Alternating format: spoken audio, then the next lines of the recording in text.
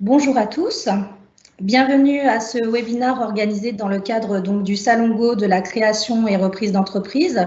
Nous sommes sur cette troisième journée où nous allons pouvoir ce matin discuter un petit peu ensemble de la protection sociale. Donc surtout se poser une question, comment sécuriser vos revenus en cas d'arrêt de travail ou d'invalidité pour maintenir votre niveau de vie et celui de vos proches. Nous retrouvons donc Karine Mansuy de Acoris qui était intervenue lundi sur la protection sociale et que je remercie vivement aujourd'hui de nouveau d'être avec nous pour nous faire découvrir tout cela ensemble. Alors bien sûr, nous vous invitons à poser vos questions via le chat. Donc vous retrouverez ce petit chat, ça correspond en fait à 2 vignettes avec un point d'interrogation dessus. Donc n'hésitez pas à poser vos questions tout au long de l'intervention. Et puis bien sûr, Karine répondra à ces questions à la fin de cette présentation. Je vous précise également aussi que cette visioconférence est donc enregistrée et que vous pourrez la retrouver très prochainement sur YouTube. Je vais donc laisser maintenant la parole à Karine Mansuy. Eh bien, écoutez, Karine, bonjour et c'est à vous. Bonjour à vous. Donc effectivement, le sujet de ce matin, c'est de vous aider à comprendre comment fonctionne, dans les régimes de base notamment, la protection de vos revenus en arrêt de travail, et cela quel que soit le choix du statut juridique. Effectivement, vous allez découvrir que vous choisissiez un statut juridique de micro-entreprise, de SAS, de URL, d'SARL, peu importe, aucun des régimes sociaux ne va couvrir, en tout cas totalement, la perte de revenus qui peut être subie quand vous allez être en arrêt de travail pour maladie, accident, que ce soit d'ordre privé ou d'ordre professionnel. Et puis aussi, comment protéger vos proches, notamment aussi, par exemple, en cas de décès. Voilà, donc on va regarder ce matin comment ça se passe déjà dans les régimes de base. Et je vous montrerai également comment on peut mettre en place donc une protection sociale complémentaire pour garantir non pas une partie de vos revenus, mais bien la totalité de vos revenus en arrêt de travail. Alors, quand on regarde les études, on se rend compte qu'effectivement, se protéger, ce n'est pas forcément ce qui revient immédiatement chez un indépendant. Donc, on peut passer à la diapo suivante. Donc, la prévoyance est déjà quelque chose qu'on maîtrise pas. Souvent, on a été salarié toute sa vie avant d'entreprendre. Et c'est vrai que quand on est salarié, eh bien, finalement, c'est l'employeur qui s'occupe de la totalité de notre protection sociale, puisque c'est lui qui va précompter les cotisations sociales entre le brut sur la fiche de paye et le net, c'est toute la partie cotisation sociale, et puis faire le chèque donc à l'URSSAF et envoyer le montant des cotisations sociales collectées depuis cette fiche de paye. Donc, on n'a même pas la notion du coût, finalement, puisqu'on regarde surtout sur la fiche de paye, forcément, comme tout le monde, le net. Donc, on ne se rend pas compte de cette valeur et finalement à quoi ça sert. Et puis, on ne s'occupe pas non plus de la protection sociale, finalement, de base et complémentaire, puisque un employeur est également obligé de mettre en place une mutuelle obligatoire dans l'entreprise et un contrat maintien de salaire en cas d'arrêt de travail pour ses collaborateurs. C'est prévu la plupart du temps dans les conventions collectives, et du coup, le salarié, il est indemnisé par son employeur qui se fait rembourser par la sécurité sociale et le contrat de prévoyance, et donc il ne voit pas passer les flux et il ne se rend pas trop compte qui verse entre la sécurité sociale, par exemple, ou les contrats de prévoyance. Et du coup, quand on crée son entreprise, on n'a pas du tout été éduqué, en quelque sorte, au fonctionnement des régimes sociaux. Donc, c'est pourtant très important, puisque si on regarde, et notamment qu'on regarde un petit peu les études qui sortent sur le sujet du travailleur indépendant, déjà, on se rend compte, si on peut voir la diapo suivante, que plus de 31% des gens interrogés ont déjà été en arrêt de travail, en fait, plus d'une fois lors de leur création d'entreprise. Donc, créer une entreprise ne veut pas dire je ne me mettrai pas en arrêt de travail. C'est vrai que des fois, quand je reçois quand je forme des créateurs d'entreprises sur la protection sociale, on me dit je vais créer mon entreprise, je ne vais pas me mettre en arrêt de travail. Oui, mais bon, comme vous l'imaginez, je ne suis pas en train de vous parler du petit rhume, je suis en train de vous parler d'un problème plus grave qui, là, comme toute personne, va vous empêcher d'aller exercer votre activité activité. Et ça, on ne le choisit pas, même si on a créé une entreprise et qu'on n'a pas envie d'être en arrêt de travail. Donc, c'est vraiment le sujet là, c'est pas un autre sujet, c'est de couvrir effectivement les choses graves. Et vous voyez que même si on est à son compte, ben oui, on est quand même forcément des fois en arrêt de travail, malheureusement. Un autre sujet, pour vous donner quelques enseignements, seulement un indépendant sur deux, donc un travailleur indépendant sur deux, est couvert pour garantir ses revenus en cas d'arrêt de travail. Donc vous voyez que c'est quand même assez grave et c'est souvent un manque d'information parce qu'en fait, ils vont attendre finalement d'être confrontés à la situation ou alors des fois, c'est parce qu'un proche autour d'eux, un autre artisan, un commerçant, un professionnel libéral a été confronté et on a discuté autour d'eux, qui vont prendre conscience. Mais c'est souvent en fait au moment de l'arrêt de travail où ils vont se dire « Ah, au fait, je suis couvert comment pour mes revenus ?» Et malheureusement, ça va être un petit peu tard pour se renseigner parce que pour mettre en place un contrat complémentaire, si le régime de sécurité sociale, et ce sera le cas, n'assure pas la totalité des revenus, il va falloir attendre la reprise du travail. Pendant tout l'arrêt de travail, l'assureur ne peut pas mettre en place de contrat. Et puis en fonction de ce qui s'est passé, ça peut être plus ou moins compliqué de mettre en place un contrat de prévoyance. Donc vous voyez que c'est quand même assez compliqué puisqu'il y a une petite, par manque d'information, il y a effectivement pas trop d'intérêt au démarrage sur ce sujet et l'intérêt il vient quand on y est confronté et c'est vraiment dommage parce que souvent les gens se rendent compte qu'ils auraient pu prendre ce contrat-là mais que simplement ils ne se sont pas documentés et ils n'ont pas regardé.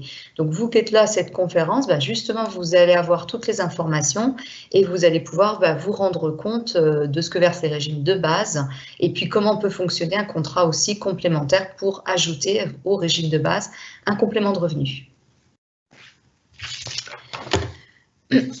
Alors, la protection sociale, elle est un petit peu différente, même si finalement, il y a quand même beaucoup moins de différence au jour d'aujourd'hui que par le passé dans les régimes de base. Il y a quand même une différence si on se retrouve en situation d'être en protection sociale travailleur indépendant ou ce qui s'appelle assimilé salarié. Et vous avez en dessous de ces deux grands titres, vous avez les entreprises qui y sont rattachées ou alors les fonctions. Si je vous prends par exemple la SARL, si je suis gérant majoritaire de SARL, je suis considérée en protection sociale dans le régime des travailleurs indépendants. Et si je suis gérant égalitaire ou minoritaire de SARL, là, vous voyez, si vous regardez le pavé sous assimilé salarié, et je me retrouve dans une protection sociale dite de assimilé salarié. Alors, on parle d'assimilé salarié et pas de salarié, même si pour autant la protection sociale va être très proche de celle des salariés, elle n'est pas tout à fait identique, notamment sur l'assurance chômage, mais surtout on parle d'assimilé salarié. Pourquoi? Parce qu'il n'y a pas le lien de subordination, puisque l'employeur c'est nous, et puis du coup le code du travail s'applique aux salariés, mais pas aux assimilés salariés, puisqu'ils n'ont pas ce lien de subordination, donc c'est quand même une position un petit peu différente. Mais voyez donc, voilà, on peut se retrouver soit sous cette protection sociale travailleur indépendant, soit sous cette protection sociale assimilé salarié. Sur la prévoyance, il y a effectivement donc le maintien de revenus notamment, il y a des différences entre cette protection sociale ou l'autre. Et puis dans travailleurs indépendants, on a aussi le cas spécifique de la micro-entreprise qui crée aussi dans cette bulle travailleurs indépendants quelques spécificités liées au chiffre d'affaires nécessaire pour pouvoir prétendre à une indemnisation en cas d'arrêt de travail.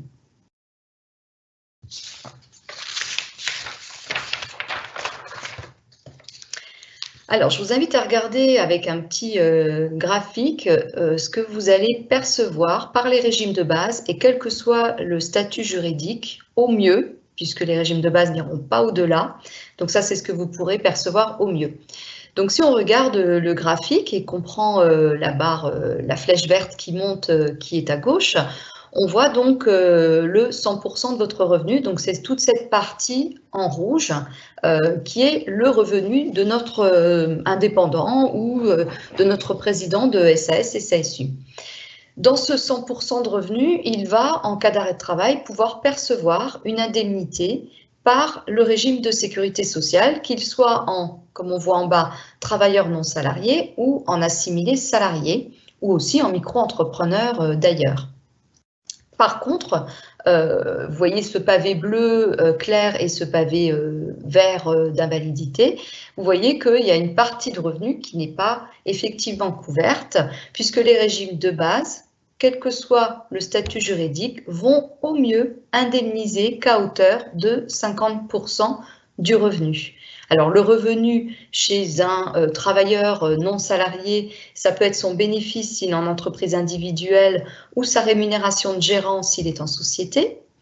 Pour le micro-entrepreneur, son revenu, ça va être son chiffre d'affaires moins des charges fiscales forfaitaires. Donc, par exemple, s'il est sur de la prestation de service, son revenu sera considéré être égal à 50% de son chiffre d'affaires. S'il est sur une activité d'achat-revente, comme par exemple le site internet, son revenu sera de 29% uniquement de son chiffre d'affaires. C'est fait forfaitairement et fiscalement, donc il n'y a pas le choix, ça va s'appliquer comme ça. Et puis si c'est une profession libérale en micro-entreprise, son revenu sera égal à 66% de son chiffre d'affaires. Donc c'est ça qui va déterminer son revenu forfaitaire finalement pour le versement des indemnités journalières entre autres. Et puis s'il est assimilé salarié, son revenu va être égal au salaire brut et donc il pourra percevoir au mieux que 50% de sa rémunération brute. Donc vous voyez que dans les 3 cas, au mieux, on perçoit que 50% de son revenu. Donc c'est pour ça que dans le graphique, on voit bien qu'il y a 50% du revenu qui n'est jamais assuré s'il n'y a pas une démarche volontaire de fait. Donc c'est cette partie-là qui, chez les salariés, est la plupart du temps assurée par un contrat complémentaire mis en place par l'employeur de façon obligatoire et qui s'applique donc à tous les salariés de l'entreprise. Donc ça sera d'ailleurs une des obligations aussi. Si vous devenez employeur demain, vous serez contraint de mettre en place ces contrats de prévoyance prévus par notamment la convention collective. Mais pour vous, il n'y aura pas cette contrainte. Donc, si vous n'avez pas une démarche automatique d'aller couvrir, comme pour les salariés, ces 50% de revenus manquants, eh bien, vous pourriez vous retrouver effectivement sans aucune indemnisation. Et si on passe sur le côté invalidité, vous vous rendez compte aussi que même en cas d'invalidité totale et définitive d'exercer toute activité professionnelle, donc je ne peux plus travailler du tout, ni dans mon métier ni dans un autre, au mieux, je ne percevrai par les régimes de base que, à nouveau, 50% de mon revenu est limité en plus à 20 568 € par an. Ça, c'est la moitié en plus du revenu de quelqu'un. Donc, même en cas d'invalidité, ça n'augmente pas, on n'est toujours qu'à 50% de nos revenus. Alors, il y a un petit bémol par rapport à ça, c'est si j'ai besoin de l'aide d'une tierce personne, des choses comme ça peuvent améliorer quand même un petit peu la pension d'invalidité. Mais les conditions de base classiques, c'est au mieux 50% de son revenu. Pour revenir à l'indemnité journalière, vous voyez également qu'il y a des indemnités journalières minimum, et il y a des indemnités journalières maximum. Et oui, tout est plafonné. Donc, comme l'invalidité, une indemnité journalière, c'est plafonné. Si je prends le régime des travailleurs non salariés, ça ne peut pas être plus de 56,35 €. Si je prends le régime des micro-entrepreneurs, pareil. Si je prends le régime des assimilés salariés, pas plus de 45,55 €. Mais il y a aussi un minimum. Chez le régime des travailleurs non salariés, c'est 22,54 €. Même si je ne me rémunère pas en tant que gérant, je pourrais percevoir les 22,54 € parce que le régime va m'imposer des cotisations sociales minimales. Si je suis en micro, par contre, ce n'est pas le cas, puisque le micro-entrepreneur qui n'aurait pas de chiffre d'affaires à déclarer, donc déclare 0, et bien du coup, il n'a aucune indemnité journalière de prévue dans son régime, puisqu'il faut qu'il fasse un certain seuil de revenus pour pouvoir percevoir une indemnité journalière qui démarre du coup à 5,635 €. Et en assimilé salarié, même punition en quelque sorte, pas de fiche de paye de réaliser, donc pas de salaire de verser, aucune indemnité journalière ne sera également versée par le régime de sécurité sociale. D'où l'importance des régimes supplémentaires qui vont par contre permettre de pallier à toutes ces difficultés et de pouvoir permettre un versement. Sauf sur le régime assimilé salarié, tant qu'il n'y a pas de fiche de paye ouverte, l'assureur n'a pas moyen de mettre en place un contrat maintien de revenu en cas d'arrêt de travail, puisque ces contrats maintien de revenu par rapport à la fiche de salaire doivent exister par rapport à une base de revenus versée par les sécurités sociales. Donc il faut attendre que le dirigeant de SAS ou de SASU se rémunère pour pouvoir lui mettre en place une protection supplémentaire revenu, donc qui devrait normalement combler les 50% de revenus manquants. On peut passer à la slide suivante. Donc, vous voyez que le travail de reconstitution de votre 100% revenu, c'est toute cette partie en rouge qui s'affiche, où vous allez devoir remettre en place une indemnité journalière qui va compenser les 50% de revenus manquants et qui va permettre aussi de se poursuivre en rente invalidité et de vous amener jusqu'à l'âge de liquidation de la pension retraite sans risque de perte de revenus, puisque là, avec ce contrat-là, vous avez bien l'indemnité journalière qui complète, la rente invalidité qui complète, et donc vous avez bien 100% du revenu qui est versé jusqu'à l'âge de liquidation de la pension retraite. Il va falloir, ce qui est dans une bulle, hein, au début du graphique, définir une franchise. Donc les franchises, c'est quoi? Le régime de sécurité sociale, mais une franchise lui aussi au départ. À la sécurité sociale, c'est 3 jours. Avec le droit local, les employeurs, ce n'est pas la sécurité sociale, ont obligation de maintenir au premier jour les salariés du privé en Alsace et en Moselle. Mais c'est les employeurs, ce n'est pas la Sécu. La Sécu, c'est 3 jours. Dans le régime des indépendants, la carence, elle est de 3 jours également, donc indemnisation à partir du 4e jour, mais elle peut être jusqu'à 7 jours également si c'est un arrêt de courte durée, donc inférieur à 7 jours, et qui n'est pas un accident ou une hospitalisation. Donc il y a une franchise un petit peu plus longue.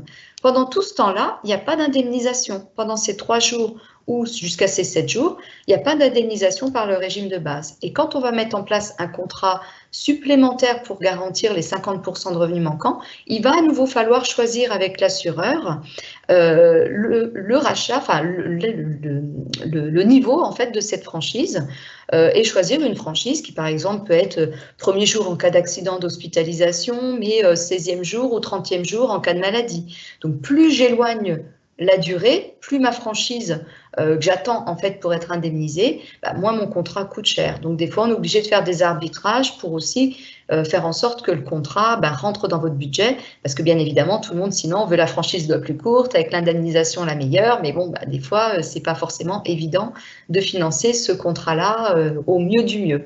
Donc on cherche toujours à équilibrer entre prise de risque et montant de cotisation. Souvent dans les contrats, comme vous pouvez voir sur le côté du bandeau en rouge, il y a des tarifs qui sont privilégiés quand vous êtes en création d'entreprise. Donc c'est vrai que si vous attendez plus longtemps pour mettre en place le contrat, vous risquez de perdre le bénéfice de tarifs créateurs, d'offres, vous voyez, des offres qui sont dédiées aux micro-entrepreneurs, il y a des choses comme ça. Donc c'est vrai qu'il vaut mieux vous renseigner au plus tôt, avoir un devis dans les mains, et comme ça après vous êtes en capacité de décider si vous faites ou si vous ne faites pas. Vous sortez en tout cas du brouillard pour savoir comment fonctionnent ces contrats. Il y a d'autres possibilités de couverture aussi. Il ne faut pas oublier que du coup, vous avez aussi une famille que vous entraînez parfois avec vous dans la création de l'entreprise et qu'il faut aussi penser à protéger. Donc, il peut s'ajouter à ces contrats-là des rentes éducation, des rentes de conjoint, des capitaux d'essai, des couvertures frais généraux. Voilà, il y a beaucoup de garanties qui peuvent s'ajouter pour sécuriser aussi l'entreprise et puis votre patrimoine, votre vie, vos enfants, votre famille. On peut passer à la slide suivante. Quand vous êtes travailleur indépendant, que vous mettez en place ces contrats-là et que vous n'avez pas choisi le régime micro-entrepreneur, il y a un cadre fiscal avantageux qui existe qui s'appelle la loi Madelin. Donc vous pouvez aller retrouver toutes ces informations aussi bien sûr sur Internet. La loi Madelin, c'est un dispositif qui va vous permettre de déduire fiscalement les cotisations des contrats et de pas mal de contrats quand on est à son compte et qu'on est sous le régime travailleur indépendant. Ça peut être la mutuelle, ça peut être le contrat justement de prévoyance, incapacité, invalidité. Ça peut être un contrat de retraite. Donc en fin d'année, souvent avec l'expert comptable, on fait un point sur ce qui va être payé fiscalement aux impôts. Et puis on agit pour justement replacer des cotisations sur un contrat de retraite Madelin et baisser du coup la pression fiscale tout en se constituant de la retraite complémentaire.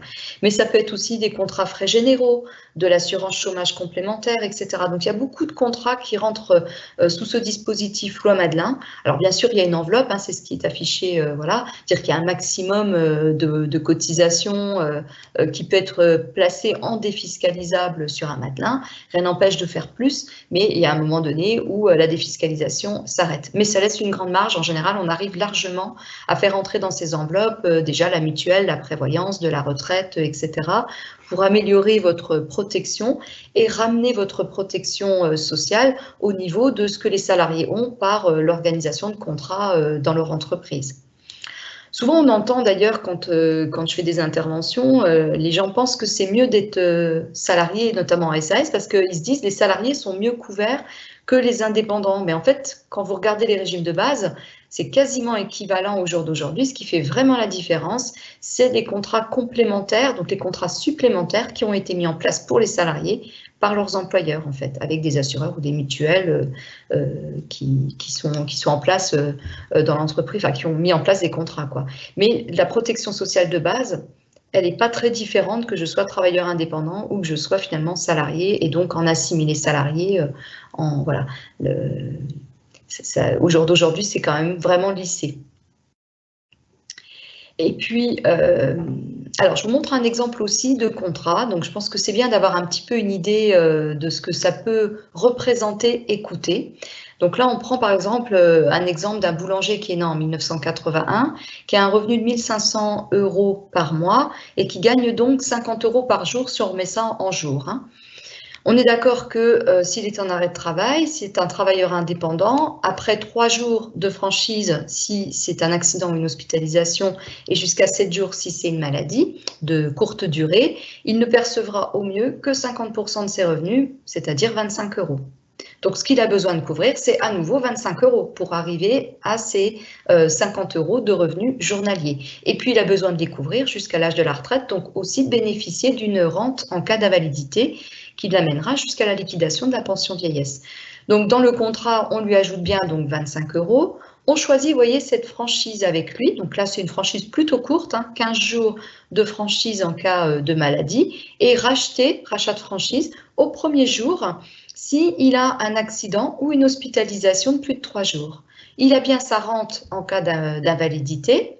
Il a choisi l'option, ça c'est une option qui n'existe pas toujours, mais quand elle existe, il vaut mieux la prendre parce qu'elle n'est pas très onéreuse et elle permet vraiment de ne plus payer de cotisation. Si au bout de 90 jours d'arrêt de travail continu, vous êtes toujours en arrêt, et ben du coup, pour ce même problème de santé, plus de cotisation à verser dans le contrat jusqu'au terme du contrat, donc la pension retraite notamment, et donc bien sûr les garanties restent versées. Donc ça c'est quand même une option un peu sympathique.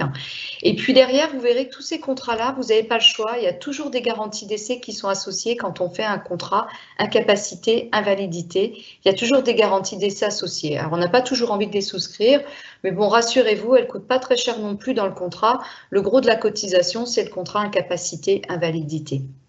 Vous allez découvrir que pour ce monsieur boulanger né en 81, sa cotisation mensuelle donc sera inférieure à 25 € en fait par mois. Donc je pense que c'est important que vous ayez une idée du coût du contrat, parce que je pense que si dans les études qui avaient été faites avant, j'ai pas trouvé ce genre de questionnement, on avait posé la question, moi je le fais quand je fais des réunions collectives à la chambre de commerce ou à la chambre de métier, avant d'afficher le prix du contrat, je fais un petit peu, on joue au juste prix en fait, et honnêtement il sort tous les prix. On a pu me dire jusqu'à 200 € par mois, 40 € par mois, enfin voilà, c'est vraiment variable. Ça veut dire qu'on n'a pas du tout, vous ou moi, hein, si je ne faisais pas ce travail-là, je pense que je serais exactement au même niveau que vous, on n'a pas du tout d'idée sur comment ça marche, mais aussi combien ça coûte. Et des fois, même par peur, on n'ose pas aller poser la question, parce que du coup, on se dit, ouais, déjà la mutuelle, c'est cher, donc le contrat de prévoyance, jamais je pourrais l'avoir, je le ferai plus tard, et puis boum, il arrive un problème, et finalement, on se rend compte que on aurait peut-être pu souscrire ce contrat à 25 € par mois de cotisation, et d'autant plus quand on a un travailleur indépendant au régime du réel, déductible fiscalement, pour une grande partie du coût. On a pu aussi choisir d'être en SAS, comme je vous le disais, en SAS, pour reconstituer une couverture maintien de revenus C'est la slide suivante. Maintien de revenus en cas d'arrêt de travail, il faut déjà qu'il y ait une fiche de paye. Sans la fiche de paye, on pourra faire d'autres contrats pour protéger à minima, par exemple un contrat indemnité hospitalière ou un contrat accident de la vie ou une rente dépendance, des choses comme ça. Mais on ne pourra pas refaire un contrat comme quand on est salarié qui couvre vraiment la suite de la sécurité sociale tant qu'il n'y a pas une fiche de paye pour pouvoir justement adosser ce contrat-là à la fiche de paye. Donc là, les contrats vont fonctionner autrement puisque comme quand on était salarié, il y a une fiche de paye pour quelqu'un qui est assimilé salarié en SAS et SASU. Et donc, on va partir en pourcentage du salaire pour la cotisation, mais également pour les garanties. Il y a une loi en France qui existe pour les cadres qui contraint tout employeur à mettre en place un contrat de prévoyance à hauteur de 1,50% du tranche jusqu'à la tranche A de salaire. Et dans ces 1,50%, on doit affecter majoritairement des garanties d'essai, mais on peut également faire des garanties arrêt de travail. Donc, c'est ce que vous voyez à côté, en fait, un exemple de contrat qui a été mis en place pour une protection sociale à 1,50% de la rémunération. Donc, si on reprenait l'exemple tout à l'heure de la rémunération à 1 500 € par mois, on arrive quasiment à la même cotisation mensuelle de l'ordre de 25 € ou 1,50% de cotisation en pourcentage du salaire. Et donc là, on retrouve des garanties d'essai à hauteur de 3 ans de salaire. Donc là, c'est 300%, ça veut dire 3 ans de salaire. On retrouve en dessous de l'incapacité journalière 80% du salaire brut moins les indemnités journalières Sécu, bien sûr, ça c'est le total Sécu compris, 80% du salaire brut, ça équivaut à 100% du salaire net vu qu'il y a plus de 20% de charges sociales. Il y a bien en dessous la rente garantie invalidité qui permet en deuxième et troisième catégorie d'invalidité, quand on est reconnu ne pouvant plus exercer d'activité professionnelle, d'être bien à 80% de notre salaire brut, donc 100% de notre salaire net. Et puis, il y a eu, si vous regardez un petit peu au-dessus, dans le premier pavé tout en haut, un ajout de rente éducation pour les enfants qui perçoivent en cas de décès du souscripteur 10% du salaire annuel du souscripteur avant 17 ans et jusqu'à 12,5% après 17 ans. Ces rentes éducation, ça sert aux enfants à pouvoir terminer leurs études en fait avec justement une aide financière qui leur est versée. Donc voilà comment ça peut se passer aussi la mise en place d'un contrat de prévoyance si on a un SAS et SASU. Vous voyez que dans les deux cas, que j'ai choisi finalement la forme juridique travailleur non salarié ou la forme SAS, dans les deux cas, je n'ai que 50% de mon revenu au mieux versé par les régimes de base. Et donc, dans les deux cas, je devrais remettre en place une protection sociale complémentaire. La forme est différente, mais la finalité est identique pour pouvoir couvrir 100% de mes revenus jusqu'à l'âge de liquidation de ma pension vieillesse, si malheureusement je me retrouvais invalide. Ce contrat-là peut permettre aussi d'être déductible fiscalement puisqu'on va mettre la cotisation du contrat comme une ligne charge en fait sur la fiche de paye avant le net imposable.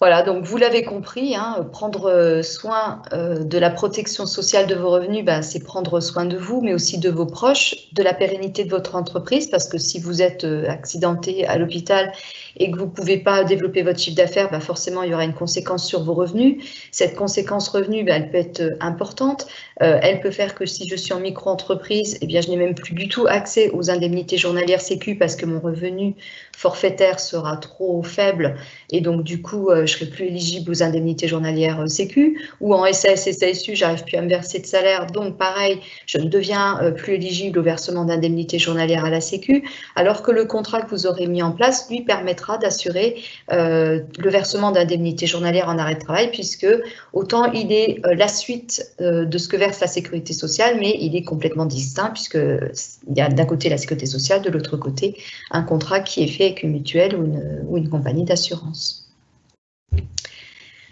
Donc voilà pour ce qui s'agit du maintien de revenus. Vous pouvez me retrouver lors de permanences que j'anime au sein de la CCI. Vous avez le numéro qui s'affiche pour prendre rendez-vous. Donc une fois par mois, je viens directement à la chambre de commerce et à la chambre de métier d'ailleurs, faire des permanences sociales. Donc vous pouvez les recontacter pour prendre un rendez-vous. Donc si vous êtes plus sur un métier artisanal, on va se voir à la chambre de métier sur la permanence sociale. Si vous êtes plus sur une activité commerce, service, on peut se voir à la permanence effectivement de la CCI. Après, j'ai un bureau à Metz, hein, donc on peut aussi se voir assez facilement. Et puis, je vous livre là mes coordonnées téléphoniques et mon adresse courriel. Si vous avez, en plus des questions auxquelles je vais répondre maintenant, des questions à me poser ou vous souhaitez qu'on se recontacte, ben écoutez, ce sera avec plaisir si je peux vous accompagner dans votre parcours de créateur. Voilà, ben, j'ai terminé l'intervention. Je vous propose de traiter maintenant les questions avec Carole Cuisinier de la CCI. Karine, merci beaucoup pour cette intervention. Effectivement, vaste sujet. Donc, nous avons quelques questions. Mais écoute, je vais commencer. Donc, déjà, bonjour à Marie, hein, qui nous a fait un petit bonjour au début de l'intervention. Donc, bonjour Marie. Et puis, j'ai une question de monsieur ou madame Pereira qui me dit, voilà, je souhaite ouvrir une micro-entreprise en parallèle de mon activité salariée à temps plein. Donc là, il se pose un peu des questions concernant sa protection sociale et il se demande s'il doit souscrire donc à une prévoyance. Alors, dans votre cas, si vous gardez bien votre activité de salarié à temps plein et que l'activité micro, finalement, est un petit complément de revenu, vous n'avez pas forcément besoin de vous ajouter une protection complémentaire, puisque là, c'est vraiment un complément de revenu, on va dire. Pour autant, attention quand même, si ça devient quelque chose qui fait partie de votre niveau de vie et qui est quand même assez important, c'est que l'activité micro génère quand même un développement de chiffre d'affaires important, bah, forcément, ça peut modifier votre niveau de vie et devenir à part entière un revenu qui fait partie du niveau de vie de la famille. Et s'il vient à manquer, bah, pareil, qu'est-ce qui peut se passer ? Donc là, du coup, on pourrait très bien imaginer de garantir aussi cette perte de revenus que vous pourriez subir par la perte du chiffre d'affaires habituel en micro-entreprise. Mais si c'est juste une activité complémentaire, que vous avez bien votre activité à temps plein, toute votre protection sociale, elle est déjà faite en tant que salarié, donc ce n'est pas nécessaire d'ajouter un contrat de prévoyance. Merci Karine. Je branche mon ordinateur, excusez-moi. Donc Sophie nous dit, voilà, je suis micro-entrepreneur et puis elle se pose la question, quand son chiffre d'affaires, si son chiffre d'affaires est irrégulier, est-ce que son indemnisation se base sur une moyenne annuelle ? Pour l'indemnisation de la sécurité sociale, hein, je suppose la question. Hein. Alors effectivement, en fait, les régimes de sécurité sociale fixent un montant de revenus à faire pour être éligible en fait aux indemnités journalières, et c'est une valeur annuelle, mais qu'elle est calculée sur 3 années en fait. 3 années de revenus pour pouvoir effectivement calculer si vous êtes à ce niveau-là. Et du coup, quand vous êtes sur des périodes de création, ils font des recalculs, c'est-à-dire qu'ils prennent en fait les plafonds annuels sécurité sociale sur les années concernées, notamment des fois quand on est en création, on est sur 2 années, par exemple, pour que ça fasse 12 mois, on a fait une première année en 2020, à partir par exemple de maintenant, et puis la suite sur 2021. Donc ils font de la reconstitution quand même pour regarder si vous êtes éligible ou pas. Mais c'est vrai que la règle, c'est les 3 dernières années de salaire, de revenus, pardon, pour pouvoir calculer si vous êtes éligible ou pas. C'est la même chose d'ailleurs en maternité. Alors Charlotte va créer ou a créé une SARL avec un associé. Donc elle nous explique un petit peu la répartition des parts en disant que son associé a 51% des parts et elle 49%. Elle se pose un peu la question à savoir de quel régime elle dépend. Est-ce qu'elle fait plutôt partie du régime des indépendants ou enfin des travailleurs non salariés ou des assimilés salariés? Alors, je reprends, c'est un couple. Ils sont tous les deux associés. Son associé Est-ce que c'est un couple? Elle ne l'a pas précisé. Alors, du coup, je vais répondre sur les deux. Donc là, ils sont associés dans une société, donc forcément. Elle a monsieur à 51, c'est ça? Madame 49, hein? Voilà. Donc là, on est dans le cas, donc je suppose, d'une SARL, mais c'est pareil, on ne sait pas si c'est une SAS ou… C'est une SARL. C'est une SARL, d'accord. Voilà. Donc, si c'est une SARL, voilà, si c'est une SARL qui ne sont pas mariées, parce que les parts sociales d'un couple marié se cumulent. Si ce n'est pas des personnes qui sont mariées, en fait, hein, qui sont en couple, monsieur est considéré comme... donc, et puis, par contre, j'ai oublié de poser la question, ils sont tous les deux gérants? Alors, elle me parle, oui, de lui, elle le considérerait comme un gérant majoritaire et elle se considérerait comme une gérante minoritaire. Donc, ils sont bien tous les deux gérants, c'est bien ça. Effectivement, monsieur serait, donc s'ils sont tous les deux gérants et qu'il y a un majoritaire en part et une minoritaire en part, monsieur va dépendre de la protection sociale travailleur non salarié et madame va dépendre de la protection sociale assimilée salarié. Ils peuvent avoir la même rémunération, hein, c'est pas une histoire de dire l'un plus ou l'autre. Voilà. Ça se calcule différemment puisque d'un côté, en minoritaire, on va faire une fiche de paye et de l'autre côté, c'est ce qui s'appellera une rémunération de gérant. Mais après, l'expert comptable peut faire correspondre que ce soit équivalent. Mais c'est bien deux systèmes de protection sociale un petit peu différents. Elle précise bien qu'ils ne sont pas un couple. Hein. Merci Charlotte pour cette précision. Alors, il y a eu une petite question d'Adeline qui nous demande, voilà, est-ce que pour les conjoints, c'est le même type de contrat? Alors là, la question n'est pas trop précise. Je vais essayer de répondre. J'espère que je ne tomberai pas à côté de ce que la personne attendait. Alors, pour les conjoints, est-ce que c'est le même type de contrat? Donc, en fait, le conjoint, si vous l'associez à l'activité, il doit déjà avoir un statut. Il peut être votre salarié, il peut être votre associé ou il peut être votre conjoint collaborateur. Le fait d'un travailleur indépendant, là, hein, voilà, pas d'un assimilé salarié, un conjoint collaborateur d'un travailleur indépendant. Si c'est le cas, c'est souvent le statut qui revient quand même le moins cher parce qu'il ne va pas du coup être obligé d'être soumis à nouveau plein de cotisations sociales. Il va cotiser uniquement pour sa retraite, pour la formation aussi professionnelle, donc il pourra suivre des formations et avoir une prise en charge partielle, et pour l'arrêt de travail. Et du coup, on peut lui mettre en place, s'il est conjoint collaborateur, des garanties aussi pour couvrir la perte de revenus subie puisqu'il n'aura pas mieux en indemnisation que le travailleur indépendant en cas d'arrêt de travail, et ça peut rentrer aussi dans le dispositif Loi Madelin défiscalisable. J'espère que c'était la question parce qu'elle n'était pas complète. Voilà, j'espère que c'est la bonne réponse. Sinon, vous avez mes coordonnées, vous me rappellerez et puis je vous informerai individuellement. Alors, il y a Yann qui se pose une petite question. Je pense que c'est par rapport au tableau qui a été montré concernant les assimilés salariés.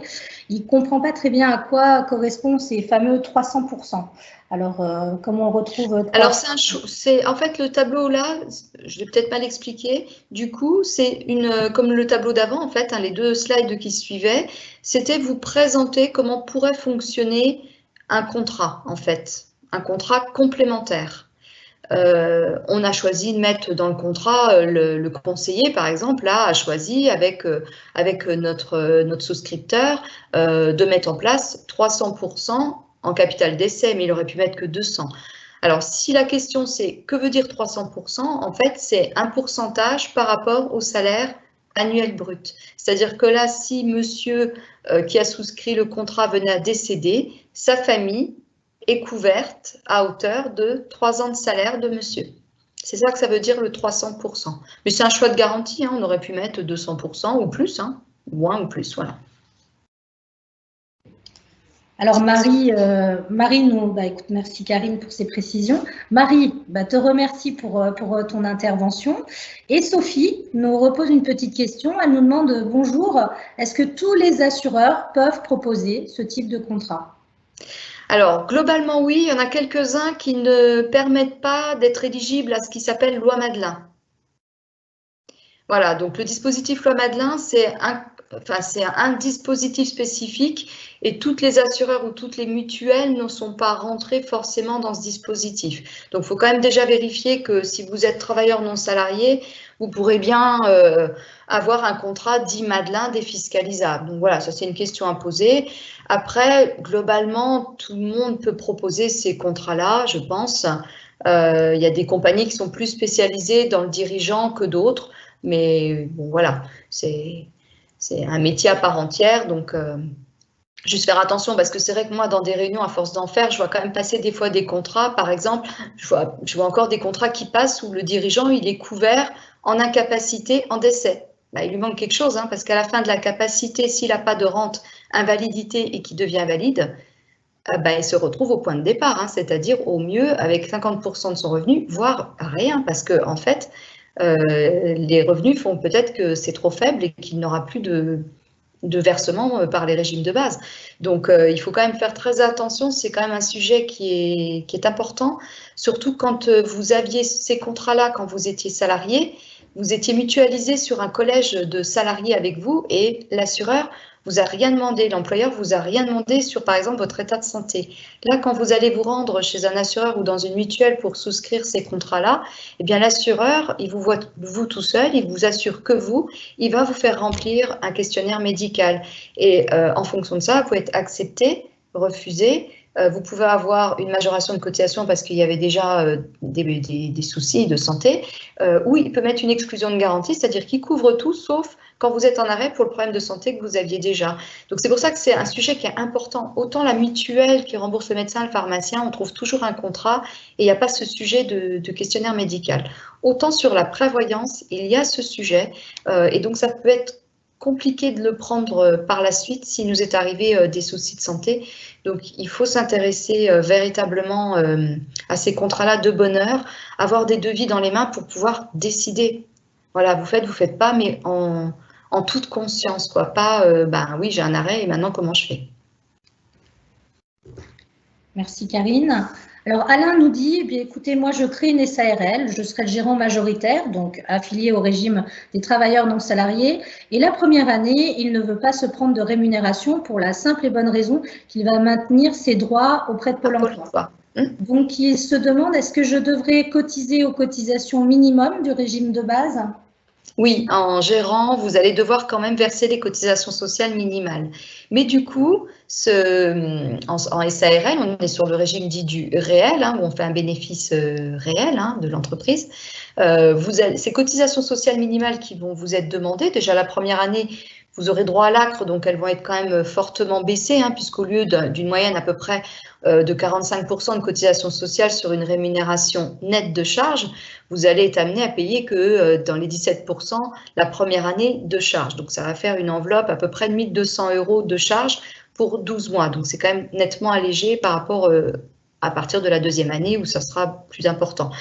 Mais même ces cotisations sociales vont vous apporter des droits sociaux, c'est-à-dire que vous êtes éligible à l'indemnité journalière minimale, vous êtes éligible à la rente en cas d'incapacité, vous êtes éligible aux garanties en cas de décès, vous êtes éligible au droit au congé de paternité, vous cotisez pour votre retraite de base, la retraite en trimestre, qui est équivalente salarié d'ailleurs aux travailleurs indépendants, donc vous ajoutez de la pension dans cette retraite de base, vous cotisez dans votre nouvelle retraite complémentaire par point indépendant. Donc, vous cotisez, mais du coup, vous avez plein de droits nouveaux aussi qui sont apportés et qui peuvent vous aider en cas de difficulté. Et du côté de votre maintien de droit à la sécurité sociale de Pôle emploi, ce maintien de droit de Pôle emploi va aussi vous donner des droits à indemnisation par la sécurité sociale si vous êtes en arrêt de travail. Mais attention, vous n'aurez le droit au mieux après 3 jours de franchise, parce que là, il n'y a plus d'employeur en régime local pour couvrir au premier jour, vous n'aurez droit au mieux qu'à 50% d'indemnité journalière calculée sur la valeur de vos droits à Pôle emploi. Donc justement, la partie travailleur indépendant qui va être versée parce que vous cotiserez socialement peut permettre aussi de combler en attendant le déficit des régimes qui couvrent qu'à 50%. Merci Karine. Alors Sylvie nous demande est-ce qu'elle peut être conseillée sur certaines complémentaires. Je pense qu'il faut plutôt l'inviter à venir te rencontrer.